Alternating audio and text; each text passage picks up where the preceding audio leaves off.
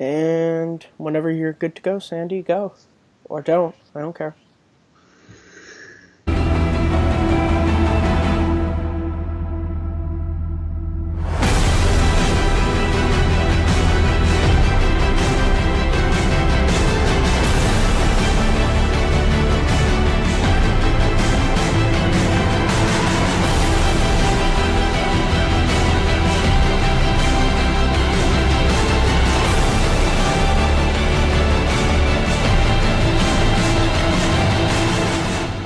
Welcome, everybody. My name is Sandy the Sandman Robinson, and I am one half of this amazing team that we have for another awesome episode of Rhyme and Reason. My co-host, my friend, my buddy in crime with this endeavor is Matt Kearns. Matt, how you doing today, sir? I'm doing good. A little tired, but in a good way.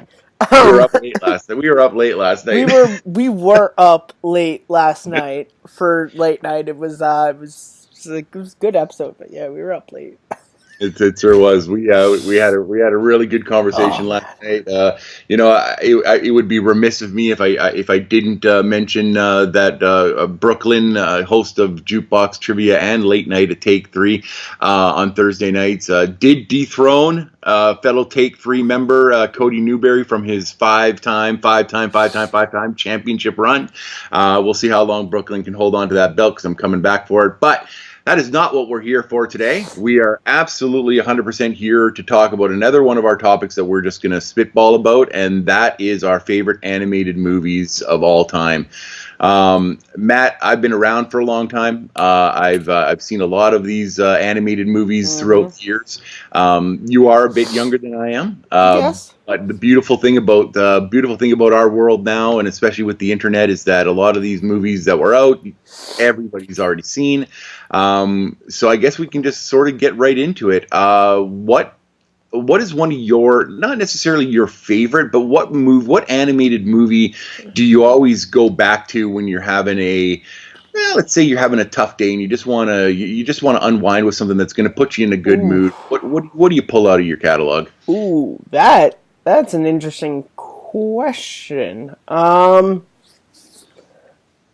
guess I'd have to go something like Monsters Inc. is a really good one. That's a really Billy Crystal, John Goodman, really just that's a great one. I love that was that I've never even bothered to check the dates, but it's either that or the first Harry Potter movie. That was the first movie I can remember seeing in theaters. Nice. And it's one of my favorite Pixar movies. It's not my favorite. I'm sure we'll get to our favorites later on. But I think so. Yeah, that's a movie I can always just kind of throw on, and it's very enjoyable. Absolutely, that's a fan. Monsters Inc. is a fantastic movie. It's a great. I often like to think of it it's like a buddy cop movie for monsters, and and it shows a really good growth between the characters.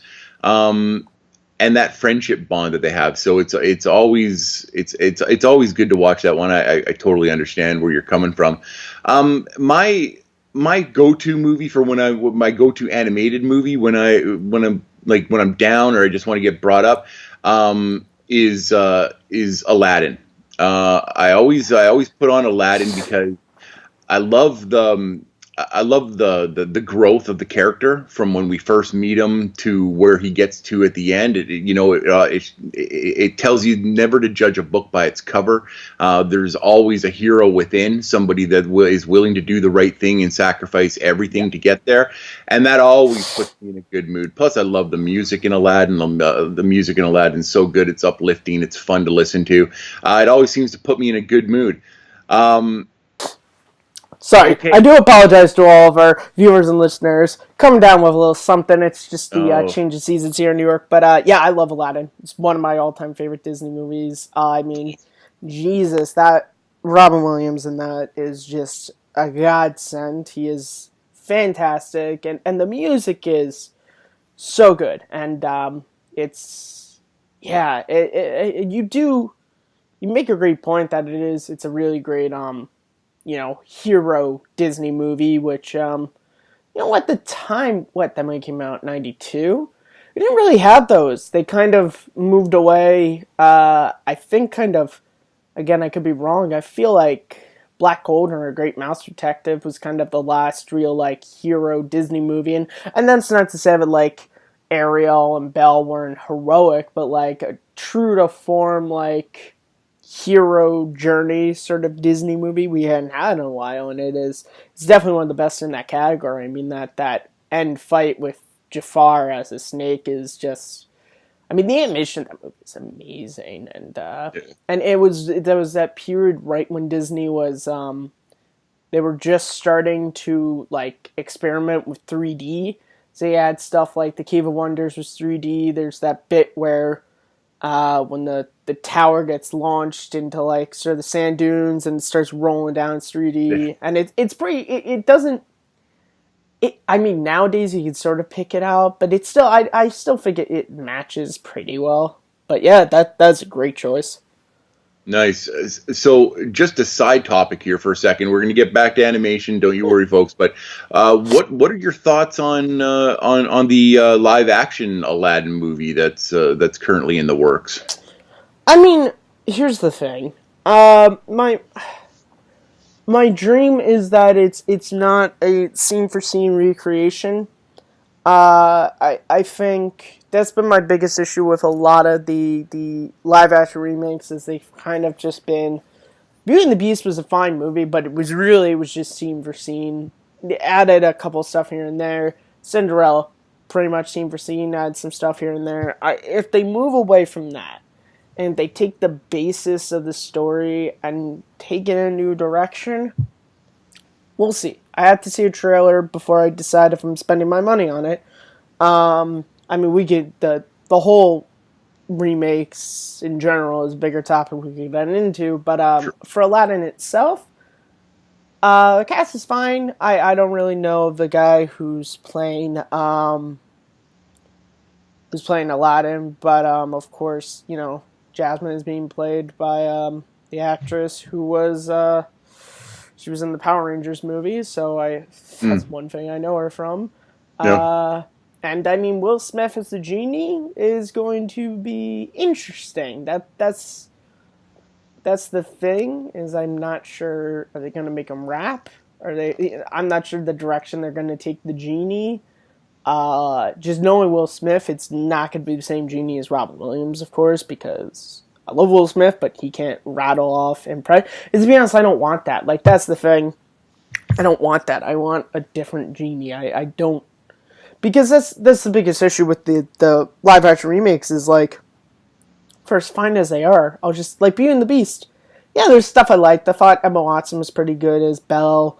I really did enjoy Luke Evans as Gaston, but like, at the end of the day, I'll just watch the original because it's the same story as the live action remake, except it's better. Yeah, you know, just yeah. And those are great points. I think I'm in 100%. I know I'm in 100% agreement with you. I absolutely believe that they tested the waters with Cinderella and Beauty and the Beast and Jungle Book. You know, so they tested the waters. They saw they could do a decent job, but Jungle Book was the last one that was Jungle Book before or after Beauty and the Beast? Jungle Book was before Beauty and the Beast. Before. So I think that you're right. I think that if they stated the original premise of the story, but move past like going shot for shot and create their own story within that story, I think you're going to be okay. If they're just going to remake cartoons into live action, I'm not sure it's going to work. I think people will get bored of it really quickly, and I think that you're right. If you're just gonna watch a shot by shot, why would you watch a Little Mermaid remake when you can watch The Little Mermaid? You know, and get exactly what you want out of it. Yeah, to not go on too much of a rant, but that's the biggest issue is with these live action remakes, is like at the end of the day, they're all just cash grabs. That's why they're doing Cinderella and Beauty and the Beast and Aladdin. They're doing movies that have audiences built in. And that if they do scene-for-scene recreations, there are people who probably have paid to see it just to hate-watch it. Just to be like, oh, look at that. The dancing scene's not as good as in the original, and this and that. Where it's like, you know, I was talking to Pat Campbell, friend of Take-3, Yep. we were both on the same page where it's like the live action remake should really be taking the underrated Disney anime movies, the ones that have audiences but not general audiences don't know everything about. Movies like Black Cauldron and Treasure Planet, stuff where, or Atlantis, stuff that could make a jump to live action. I could totally see an Atlantis or Treasure Planet movie, and Sure. you could do it, and you wouldn't have to do scene for scene, because what's the point? Because only people like me who love those movies would recognize that. And you could also take movies that didn't work when they came out, take what the audience said about it. Like Atlantis, the biggest problem with Atlantis is at the end of the day, the villain is so stock. So change that. Get rid of that in the remake and update it. And I think Atlantis could be a really fantastic live action movie. But the issue is they're not going to do that, because they like the guarantee thing of Lilo and Stitch and Aladdin. Like, they like that you just put Disney and the name of that, and you have butts in seats. Because you put up Disney and Treasure Planet, well, some people were like, I don't know that movie. Yeah. You know? No, and that's a really fair point. It really is. I mean, with the success of Guardians of the Galaxy and Infinity War, why wouldn't you be able to do a Treasure Planet? Yeah, I mean, the Guardians of the Galaxy is pretty much, Treasure Planet. Treasure Planet. The thing I like about Treasure Planet is it's a very basic sort of movie when you think about it, but it still is a great movie. I mean, that's one of my favorite Disney movies, and I think that as long as you capture the heart of the movie, because the heart is a relationship between Jim and now I'm blanking on his name. His name is a peg leg. It's John Silver. Is that his John name? Silver? That's right. I think is it? Yeah, I'll look now it up. I just have to look it up because now I'm. All right, you look that up, and I'll continue on. Like oh no, it was John Silver. I knew it. Yeah, it was John Silver. Because if you have that basis, but if you do different stuff with it, I'll be happy. I'll still have my original. But like the other thing is, like with a movie like that, some audiences might not know it's a remake. They might think, God forbid, Disney's being original with their live action work. I mean, and listen, that's again, I got in a not an argument, but a heated discussion earlier this week about this stuff where it's like, there's some stuff that I'm interested that Disney's doing. I think Jungle Cruise or whatever the movie, that's interesting. Yeah. I'd say trailer, but I'm like, you have two actors who I like. You have an adventurous premise. I'll probably go and see it. You got something like Mary Poppins Returns, which love the original. Probably going to see this sequel because it looks pretty good. And it's just, but these live action remakes, I have not seen a single one in theaters yet. I've seen all of them when they come to like Netflix or something. I've never paid $1 to see any of these in the theaters. Wow. I haven't yet, because none of them have looked good that I want to give them my money. No, you're absolutely right. And I mean, we are talking about, animated films today. And as far as I'm concerned, a lot of these remakes, I count in them.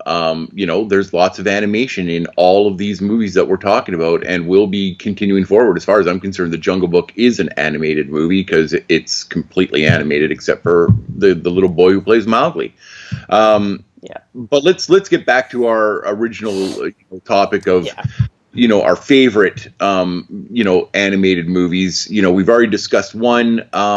Let's take another. What animated movie did you not want to see originally, but have come to love? And it doesn't have to be Disney or anything like that. But what animated movie did you where you were kind of like, not usually my kind of cup of tea, but you watched it and you're like, bam, I love this movie. Oh, yes, of course. It's Star Chaser, the Legend of Orin. Of course, no. If you don't know about that movie, look at the Nostalgic review of it. That movie is horrible looking. That's a great question. I mean, it probably... Now I'm just trying to choose which one. I'll probably say Beauty and the Beast. I mean, I could pick any of those princessy movies when I was a kid growing up. That wasn't my cup of tea.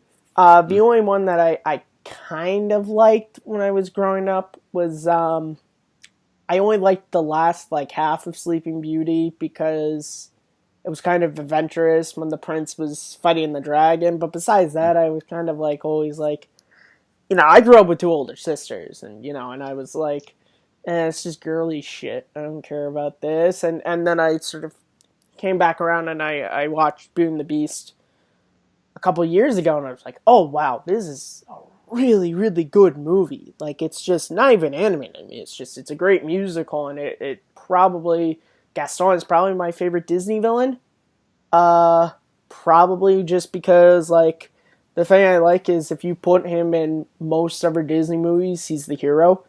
Like, you put Gaston in Sleeping Beauty, he's the hero. You put him in, but it's just like, I like how in that movie, doing exactly the same things he would do in other Disney movies, he's the villain. And, that's probably the one that I've come around on.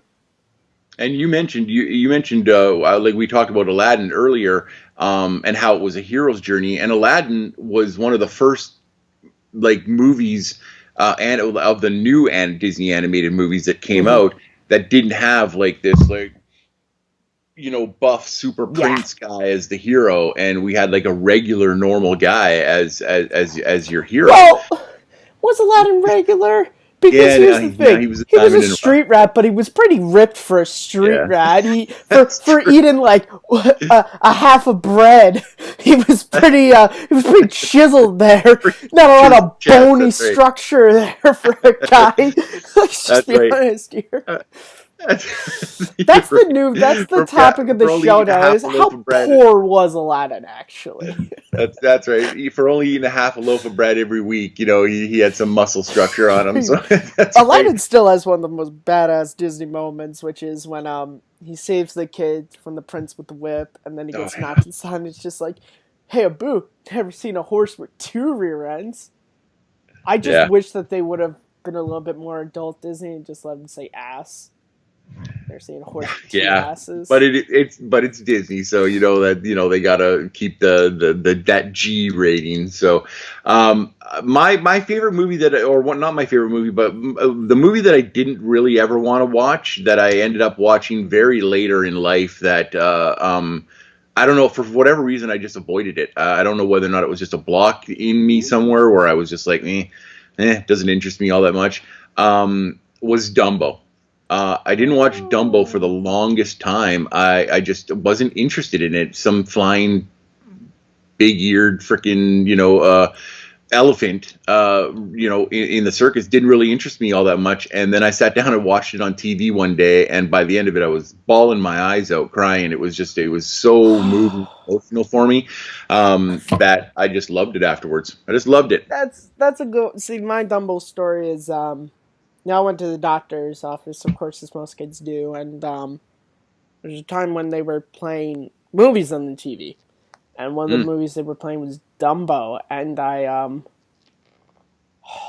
at that opening scene when the fucker kids are messing with Dumbo and his mom, and as a kid, I couldn't, handle that shit. And then the funny thing was years later, I was with my brother and my mom at the doctor's office, and they were playing Dumbo again. I watched that scene, and I was just like, same thing I thought when I was 5 and was watching this movie, I still think now, which is fuck those kids. That opening scene was so hard for me to watch as a child. Yep. I felt so bad for Dumbo. I love Dumbo. I think Dumbo is one of the cutest Disney characters that they've ever had. Big floppy ears. Really hoping Tim Burton doesn't fuck him up. But we'll see. I think Tim Burton's going to do a good job. I mean, the little clip that we got from it, a little while ago, looks really great. So, okay. So what about when we're talking about animated movies? I mean, I know we're sitting here talking about our favorite animation movies, and I don't want to get too deep in the rabbit hole on this one because we're two people that can definitely talk amongst the best of them. Yeah. But what animated movies were you really like what would be your animated movie that you thought when you were so anticipating, you wanted to watch it more than anything, and when you came out of it, you were just a little bit meh. Oh, meh was definitely as a kid. It was Black Cauldron. Mm, I come around. It's a fine Disney movie, but when I was a kid, I'll never forget that the channel Toon Disney, which was one of the offshoots of Disney Channel. It's mostly where I watched Power Rangers actually a lot growing up as a kid, but they were showing it. It was like the they used to have on Fridays. Not I guess it was technically a Friday night movie, but they would have like the movie would be at like 6 or 7 o'clock, and that week it was Black Cauldron. And I remember seeing the like little promo, and it looked like, oh, this is gonna be my shit. Like, swords and dragons and all this stuff. And I watched, and I just remember getting to the end, and I was just very underwhelmed. Like, it was very like, it was okay, I guess. Like, it wasn't bad, but it was also like, the Horn King wasn't that cool. Those, like, there were sword fights, but there wasn't like a big, like, Horn King mano-a-mano battle. The ending was just very, very odd. Yeah, that's definitely the one that I had a lot of hype for as a kid, and then it just was kind of like, eh. mm. That's a good one. I'm as I got older in life, I came to appreciate the Black Cauldron a lot more. So I've rewatched it a few times, and it's gotten a good grade for me. Not I wouldn't say in the high A B's and A's, but definitely a C+ movie. But I know I could totally tell where you were looking at. If I'd have walked into that, like just from the commercial on TV, you'd probably sit back and go and be exact. It starts off promising enough, Yeah. but once you get further into it, it just gets so basic. Like, you have a princess who you never see her kingdom ever. She's a princess name only. You know what the thing is? This is going to be possibly an odd connection, but if you've seen both of the movies, you understand. It's a lot like Legend with Ridley Scott. Ridley Scott's Yeah. Legend. It's very similar, where it's like, surface level, when you tell the story, you think, oh, this could be interesting. But then when you watch the movie, you're just like, it's so basic, it works against it. At least Legend has a cool sword fight at the end with Tim Curry's Devil. But besides Yeah. that, like, it's, it's Underwhelming. they're both underwhelming. I mean, I will say, if I had to watch one or the other, I would probably watch Legend more than I would Black Cauldron, just because Yeah. Legend, Agreed. is a visual masterpiece, at least True. in a CGI era. I mean, Yeah. the stuff they did with that movie. But yeah, it's very, yeah. Okay. The movie that I went into expecting so much from, and came out kind of meh animated wise. I was really looking forward to Star Wars: The Clone Wars movie. Like, I was really, really jacked up for it. I was excited. I was happy. The trailers looked great. And I mean, as much as I like it, like, because I like it. I left going, really? That was the story you wanted to tell in that movie? That was what you wanted to say? Okay, all right. And I mean, like I said, I've come to grow to like it more as time has gone by. But when I first saw it, I was just like, meh. It was all right. It was okay. I wish they'd have just done. I wished it would have been more of I wish the actual events of the movie would have had more stakes involved with it. I wished it would have had more of a meaty storyline instead of the one that they had. But like I said, it is what it is. But now we're going to start talking more about. Just to hop on Clone Wars for a second. That movie, I get what you're saying. Well, one, you probably already know the story, but the fact of the matter is that was never supposed to be a movie. It was supposed to be the first handful of episodes of season 1. That's right. And then George Lucas saw their preliminary work and was like, Dave, this all looks good. You should really just make this a theatrical release. And Dave was like, George, I'll go and I'll do it. Those are my horrible George Lucas, Dave Filoni impressions. When you look at it like that, it's not that bad. When you find where there could be the cuts of the episode, it's not. Is it my favorite Star Wars movie? No, but I again, being younger than Sandy over here, I mean, geez, that movie was '08. I was 11 when that movie came out. So I was 11. That was also 3 years after they told us there were no Star Wars movies anymore, and it was definitely a movie for. It was a movie for me. It was a little light on story, but it had a lot of action to it. I think that's why I liked it a lot. I do think that in conjunction with the show, I think it works a lot better on its own. I mean, listen, when it comes down to its own, the best, Clone Wars anime movie is the 2 volumes from Tarkovsky. That's the best. I mean, those 2 volumes, you put those together, it's a great 2-hour Clone Wars movie. Which, if you've never seen that, guys, I don't care if Disney says it's not canon. For as much as I love that CGI show, I prefer the 2D Clone Wars show. It's some of the best. It's some of the best Star Wars storytelling we've had. I'll be the first to say, I think the stuff they did in that was so good. Yeah, I agree. I love that. I love that that portion of it. It's so good. That's yeah. You're 100% right. Yeah. Now I'm just thinking about it, going, man, I got to go back and I want to rewatch it all. So, okay. So let's segue back into our favorite animated movies, and I'm gonna give you a chance to tell me what your top three animated movies are, starting from 3, and then do your number 2. I'll do my 3 and 2, and then we'll go to our number 1s. Okay, so let me just check the old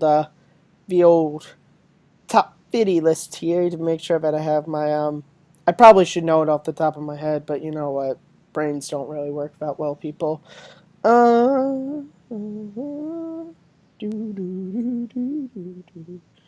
Okay, yeah, so let's see, I had it right in my head. So number 3, I think it's 1952's Peter Pan from Disney.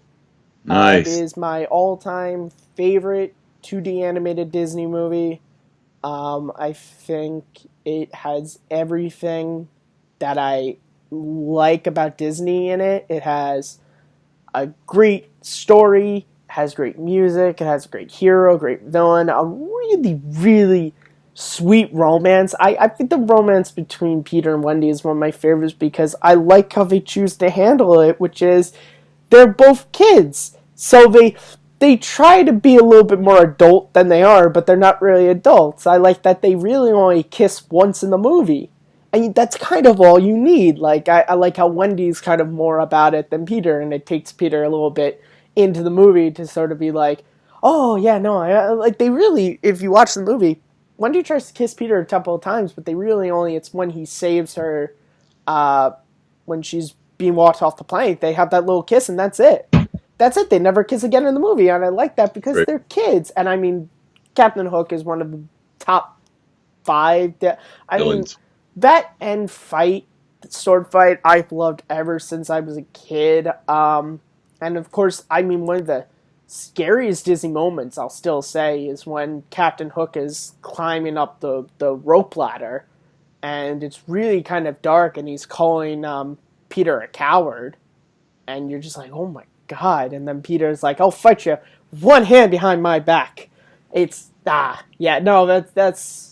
it's always been my favorite. I remember when I was in 3rd grade, the last couple weeks of school were just movie days, and you could just bring in movies, and everyone, a couple of people got chosen to bring one in, and I was one of the kids chosen, and I brought in Peter Pan because I just wanted to watch it. It was nice. It's always been my favorite ever since I was a kid. Nice. All right, number 2. Number 2 is my favorite Pixar movie, which is Toy Story 2. Toy Story 2 I think it hits everything I love about Pixar in the same way that Peter Pan hits everything I love about 2D Disney movies. And I love Toy Story 1, I love Toy Story 3, but Toy Story 2, I like how, yeah, I love the Buzz and Woody dynamic. And the thing about Toy Story 1 is, it's to be really odd with my connections, it's a lot like the Lethal Weapon movies for me. I love Riggs and Murtaugh. And the thing that's hard about the first Lethal Weapon movie is you have to watch that first half when they don't like each other. Yeah. Whereas in Lethal Weapon 2, they're already friends. Same thing with Toy Story 2. And that friendship is so good. And this movie is so quotable and funny. Like, I'm going to let go of the wall. He wouldn't. One, he wouldn't. Two, three. No. How do we do it? Let's use your head. I don't want to use my head. But there's also really great dramatic moments. I mean, the when somebody loves me moment is just so hard. And when you watch it as a kid, it means one thing to you. But when you're an adult and you watch it and you go to your closet where you've put all your toys and you go, fuck, I did that to Jesse. I did. And it's like, it's not trying to say that Jesse's owner was evil. It's just like, that's what happens. You grow up. And that's what the movie is. It's about the fact that one day you grow up and you just have to let things go. And it's the idea of Woody having to learn that one day Andy's going to grow up and he's going to have to let him go. And it's really Woody's journey of coming to grips with that.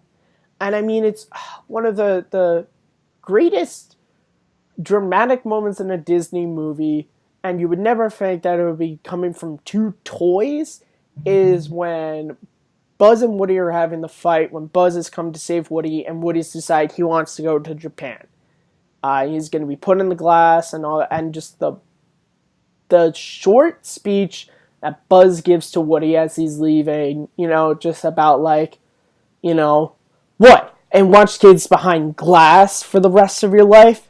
Some life. And you're just like, wow, like he's right. Like that's some life. And it's that movie is fantastic. Nice. Yeah, now I'll just touch really quickly on both your choices, Peter Pan and Toy Story 2. Peter Pan is one of my favorites as well. Mm-hmm. I mean, it's so good. Like, the cartoon is so good. It is, like, it gives you that evil villain of Captain Hook. And in truth, one thing I learned from Star Wars, and yeah, I know out there, the group of fans, I brought it back to Star Wars again. That's what I say. I learned very early on from Star Wars that if you just flipped the script and you looked at it from the Empire's point of view, it's almost like you can almost look at things completely different. Yeah. So when you look at Captain Hook, is he more of a villain, or is he more of somebody that you can empathize with and do that? And I think that the live action movie Hook actually shows that a lot more. When you really look at the movie, and we will talk about Hook because that's a great thing to bring up in conjunction with, but like, you look at the movie at the fact of voice acting and design wise, they had the father playing Captain Hook. That's the whole point. Yeah. Because when you look at it, the father at the beginning of the movie is kind of a jerk. He's he takes Nan out. He tells Wendy she's going to have to move out of the nurse. Which, that is another thing I love about the movie, is like, the big emotional start of this film is, you're going to move down the hall. Yeah.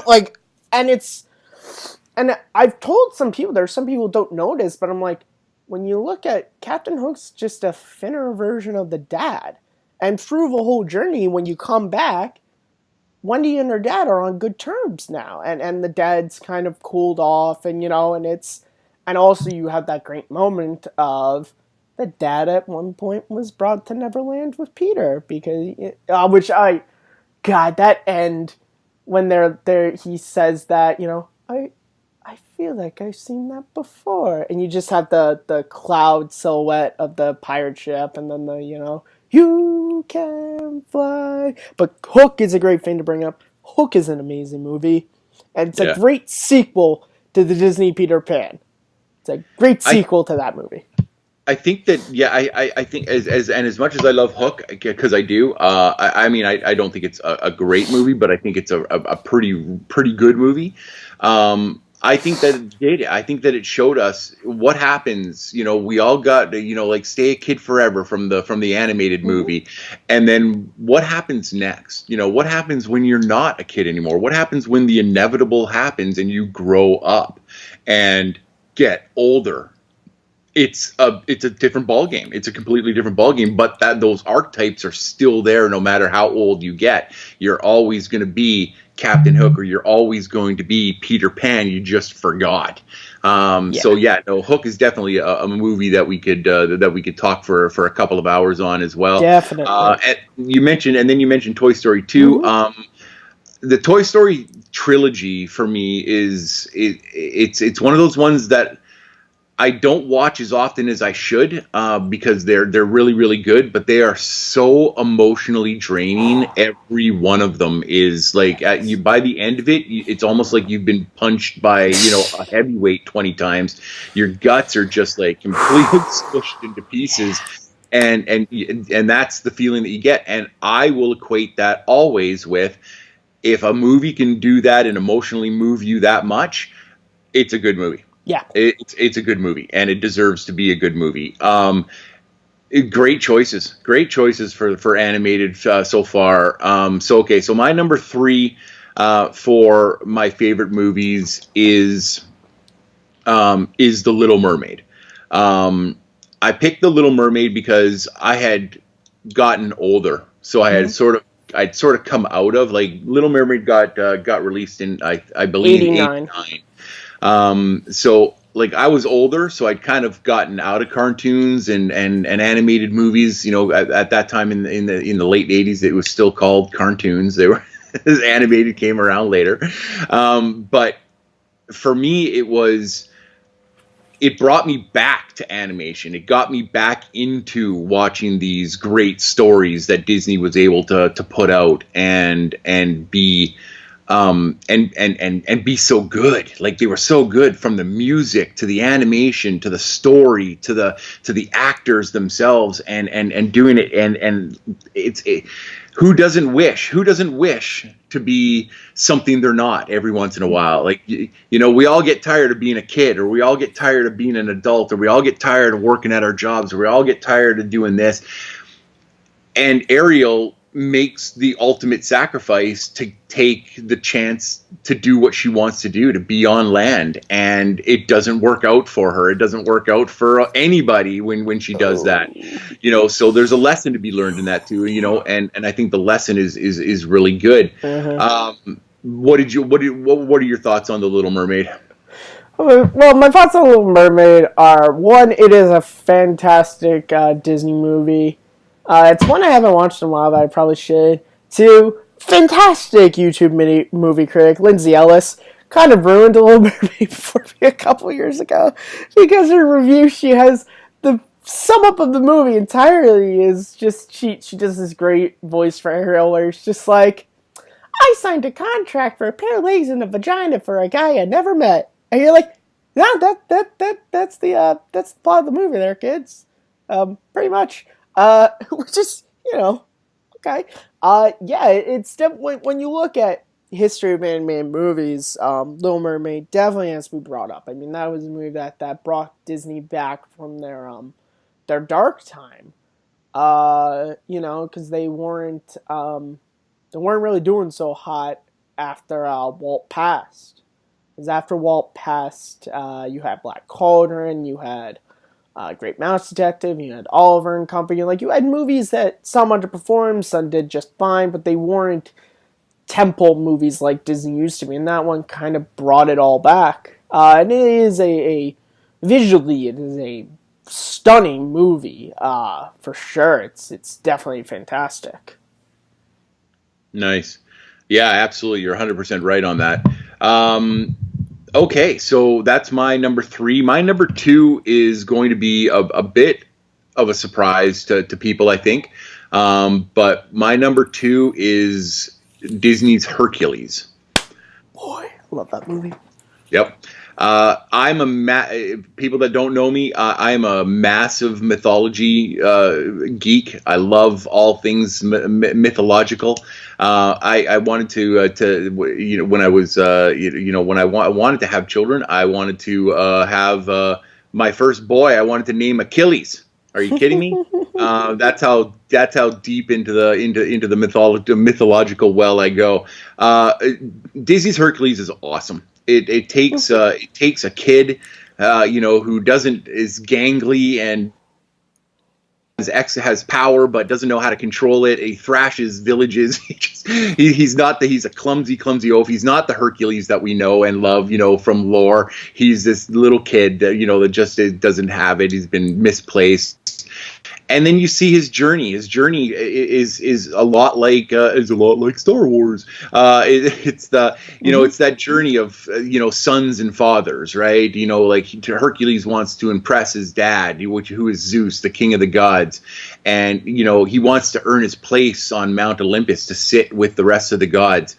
But he goes through his trials, and he has to train, and he has to get there. And we get that awesome character of Phil, voiced by Danny DeVito, and it's so perfect because it's totally him, grouchy old guy, just yelling and screaming at people, trying to get him to do what he needs to do. And he's trained the best, and he's not so helpful about this this gangly little kid. But by the middle of the movie, Hercules is grown up. He's become strong. He's embraced his destiny. Mm-hmm.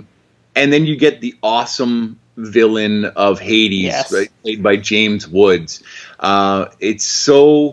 He's so good in that role. He brings the demonicness of it, the evilness of his character, but he also brings a levity to it, and has some funny moments and some jokey comments. And I think that really sets him apart from a lot of the other Disney villains that we have. Yeah. And then Hercules has to do that, and the whole movie. I mean, I could sit here all day and talk about it, but it's such a feel good movie. It was almost the movie that if I knew it wasn't going to be in my top three, I would have said that it was probably the movie that makes me feel the most happy whenever I'm feeling down. I just plug that movie in, and if I can just hear "Go the Distance," I feel great. And the soundtrack is so good. It's so you forget the character of Megara. She's not a typical Disney princess. She's got attitude. She's got sass. She's an independent woman. She's got a really good backstory. She's got a great backstory that affects the entire story going forward. So yeah, absolutely. I love the direction that they went in with this movie. They didn't, and it had some dark spots too. There was some darkness to it. So I've always loved that about Disney's animation, is that they do not shy away from there being a scary plot point. Just because kids are watching it doesn't mean scary things don't happen in the real world. So Disney always does a good job of making those things a little scary. I mean, take Toy Story 3. I mean, who would have thought a pink teddy bear would have been scary? But are you kidding me? Lots of hugging bear. Yeah, that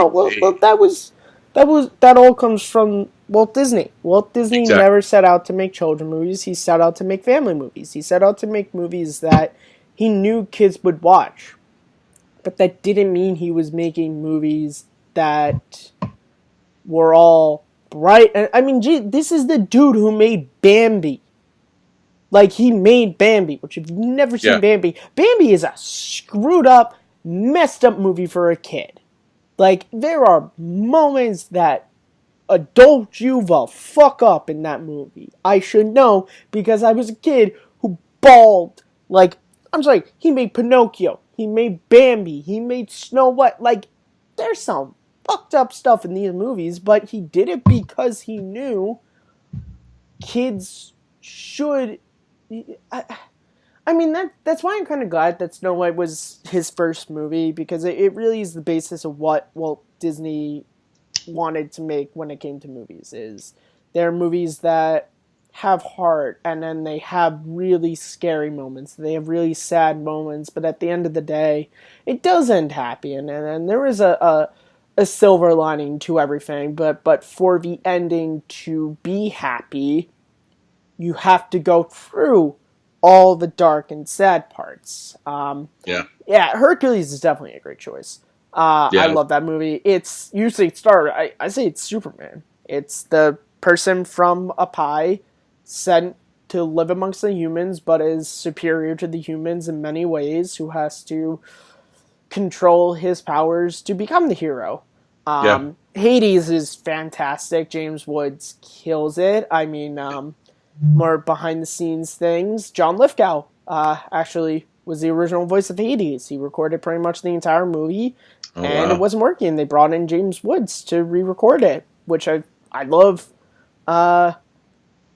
Lithgow, but I think they made a great choice because Hades is one of the funniest Disney villains. And when you get to the end of that movie, I like how the entire movie is, you have to be a hero, and Hercules thinks going the Michael Jordan route is how you become a hero. Like you save all these people, and you get all these endorsements, you do all this, and then bam, I'm a hero.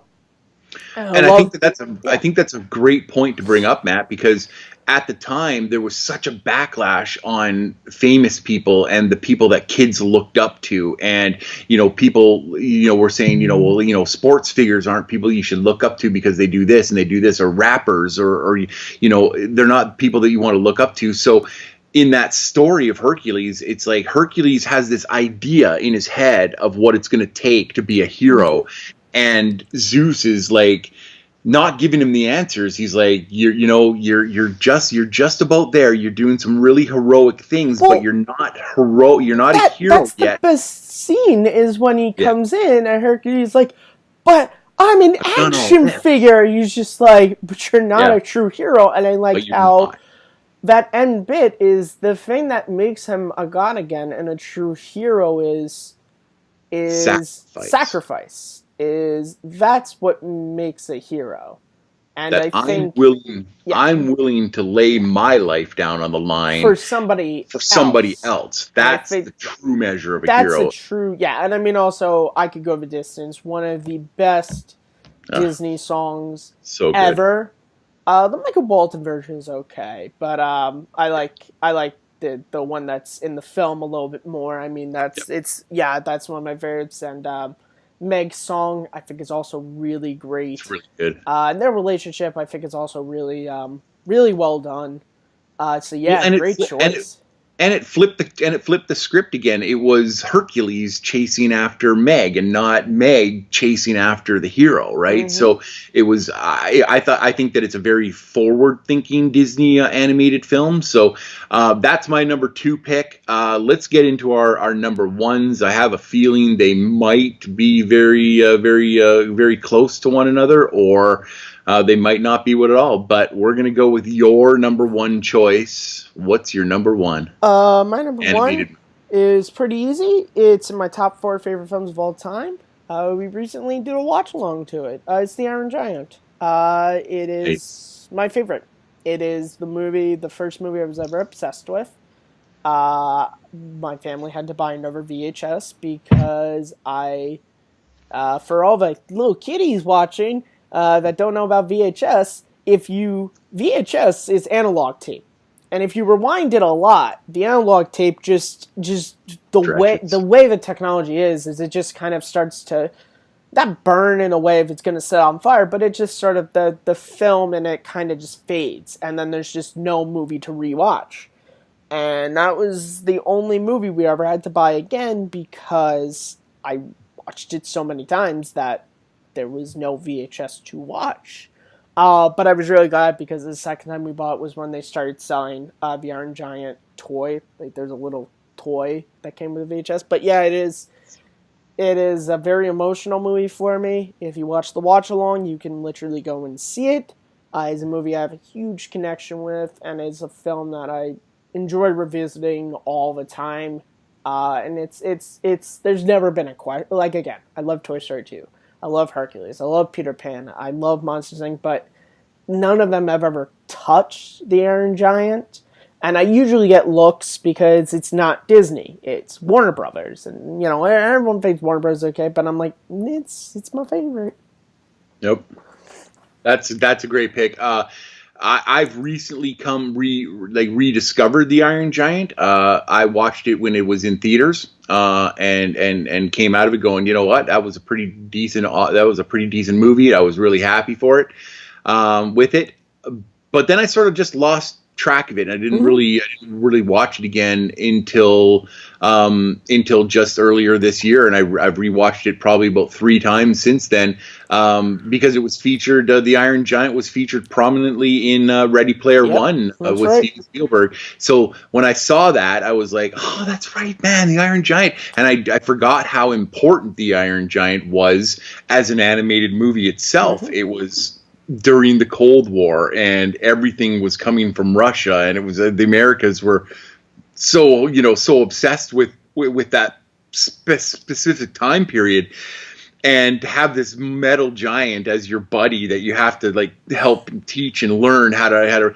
It's a great tree. It's a great coming of age, but also buddy story. It's so good, and you can see the compassion in humanity in this little boy that is trying to save this friend of his. So no, that's a fantastic. It's also one of the few Disney. Disney, I meant to say anime movies. It's one of the few anime movies that has celebrity voices that it's not jarring. Like there's a lot of anime movies where they just throw in famous people for the sake of they're famous, and it's a little like the movie's okay, but like, why is Zac Efron playing a 12-year-old in the Lorax movie? That makes no sense whatsoever. He's 12. Why is a man in his 20s playing him? Doesn't make sense. Whereas here you have like Chris McDonald and Jennifer Aniston and Harry Connick Jr., but they all fit with the characters they're playing. Like, it doesn't feel like, oh, you were just put in this movie because you're famous. Like, they all fit, which I really like too, and I couldn't imagine anyone else playing them. And that's such a good point to bring up too, is that when I'm watching an animated movie, I don't want to be taken out of the animated movie just because I know who's playing. Or who's playing who, and I love an animated movie when I don't notice who the voice actors are, because they're so good, and you just fall into their characters, and you don't care that it's Jennifer Aniston or Michael J. Fox or whoever. You know that's who they are, but because their character is so engaging, you don't really think about who the voice actor is. So, excellent choice. Absolutely deserving of a number one spot on a list. It is not my number one on the list. My number one is also a movie that we recently did, that the boys over at Watch Along did for Take 3. And it is my all-time favorite animated movie of all time. And that is The Lion King. Okay. I am absolutely in love with The Lion King. I love it when a noise or a song noise has become something in what we would call our lexicon of language. When anybody says everybody knows what the hell you're talking about. Exactly. Everybody knows what you're talking about. It's as iconic an opening of a movie as there ever has been. It's so good. The story is so good. The once again, the fathers and sons and the responsibilities that you put on top of yourself.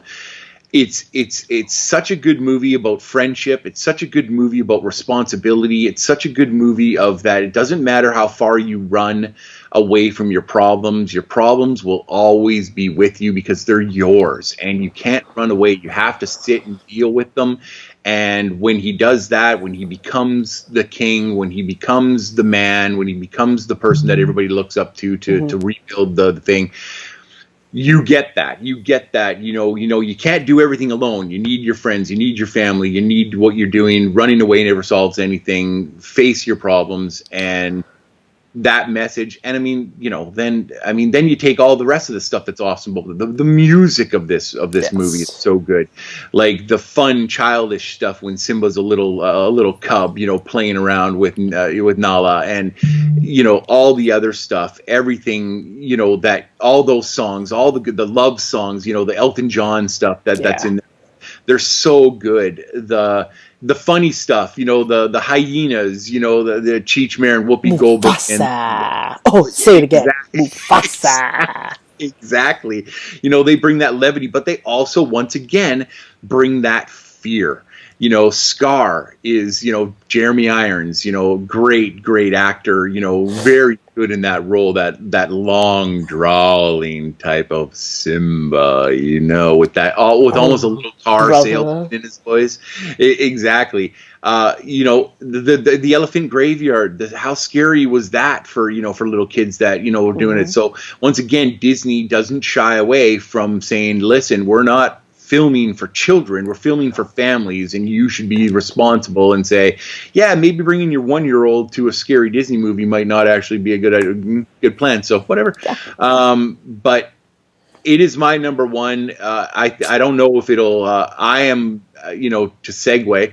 I'm absolutely looking forward to the remake of the live action Lion King movie, because I think even if it's shot for shot, it's going to be interesting to see how well it's done. And I love the cast so far. The cast is great. Yeah. But as far as animated movies and this episode of Rhyme and Reason, my favorite animated movie of all time is The Lion King.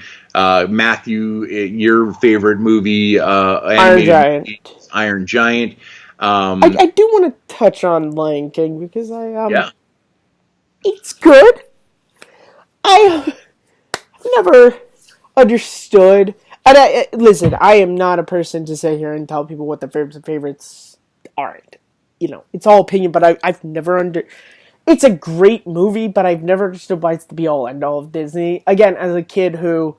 I had a lot of friends who was always Lion King, and I was in the corner going, well, Peter Pan and Hercules are also pretty cool. No, Lion King. It is a fantastic movie. I have some issues with it. I think the message that they try to give in the Rafiki scene is really good, of when he hits Simba on the head. He's like, ow, that hurts. He's like, but it is in the past. Yeah, but it still hurts. Yes, the past can hurt. Like, it's a really... The issue is that Simba's painted in his brain that he killed his father, and that's what he ran away from. And when he comes back and he's confronted with that, he kind of backs down to it. It's not until, I killed Mufasa, that it's like, oh, now everyone's on his side, because Simba, you actually didn't do anything in your past. It was your shitty uncle. And that's where I have an issue is you kind of contradict yourself.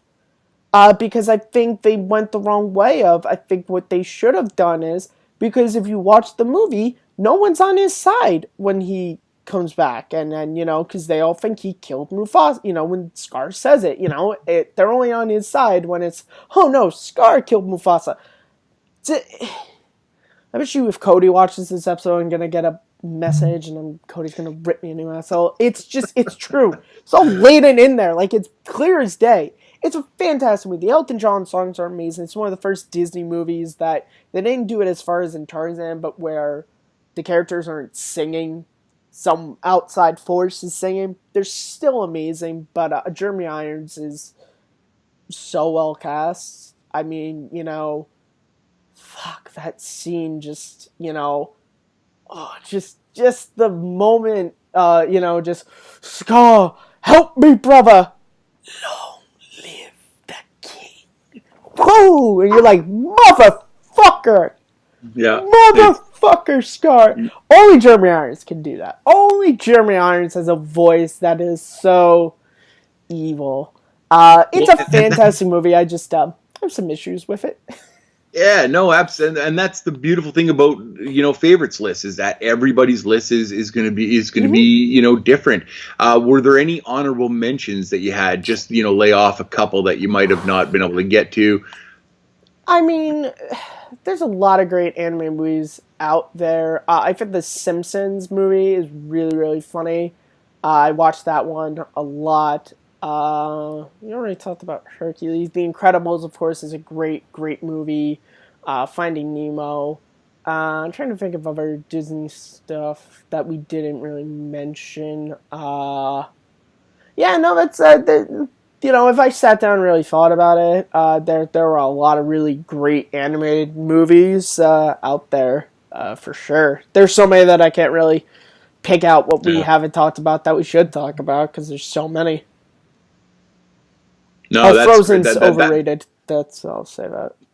Yeah, no, that's good though. I mean, yeah, you touched on a couple, that I was going to bring up as well. So that's good.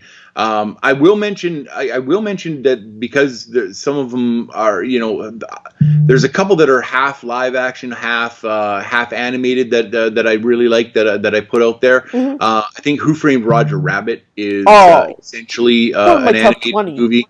Exactly. It's so good, and the animation works really, really well within the live action as well. And I will pick another one that I still consider it animated because it was one of the first really computer generated, simulated movies that we saw. Tron. Tron I consider animated, there you go, exactly, perfect. I consider Tron animated just because a lot of it is. Like when they're in the computer simulation, it's all computer animated in there except for the humans. So I like those ones being brought up and recognized as well. Tron's a great movie. And Tron's just a great movie, period. Also, regardless. By the way, guys, Sandy, I know you're looking for this movie, but long-time Take-Free viewers will know my stance on this live-action Lion King movie, which is, unless they're filming real lions, it's not live-action. Okay? If it's CGI, it still is animated. Shrek is not a live-action movie. Okay? That's right. There was an old joke on Take-Free I used to always say, which was, I want them to just go to a zoo and just film lions and just have, like, James Earl Jones talking over, like, bad B-roll footage of lions. Like, that's what I want the whole movie to be. It's just really poor. Like, the mouths are barely moved. That's all I want. That's all I want in life. They're not going to do that, of course. I mean, the cast for that movie does look really interesting. I love John Oliver. If he didn't have a stroke, I still wish that Tim Curry was Zazu. I think that would have been amazing casting. But who do they have playing Scar again? That's a good question. I know they have. I know that Zazu is being played by John Oliver. I'm gonna look it up because for me, that's a big. That's a really big thing for me. Is who's playing Scar? Let me see. Shoot.